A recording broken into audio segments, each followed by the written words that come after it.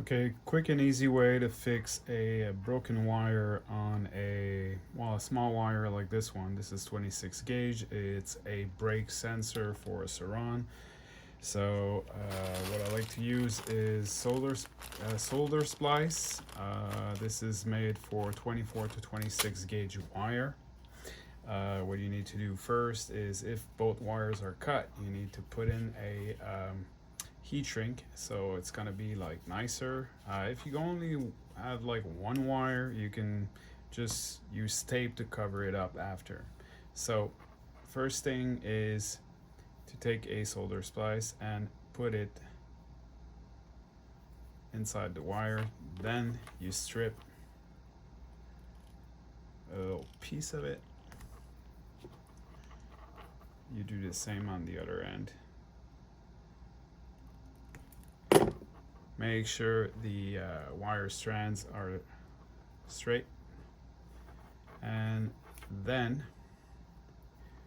what you do is you pull the wire out a bit up to the white ring, and you put the new wire in like so.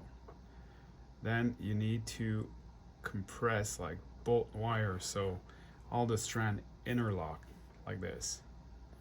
Once you're done, what you need to do is take either like a small torch, heat gun, or a lighter if you don't have any. It will work. It won't be like as good looking, but it will still work. So first you need to heat up both rings, white rings, so it's actually glue, so it will seal both wires.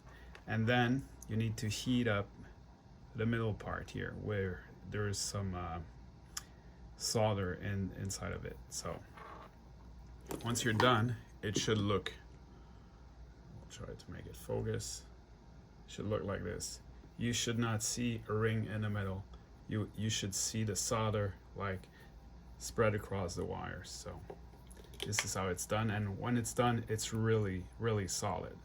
And as you can see, it's really not that big. And once done, you can just put the heat shrink over it and shrink it. That helps.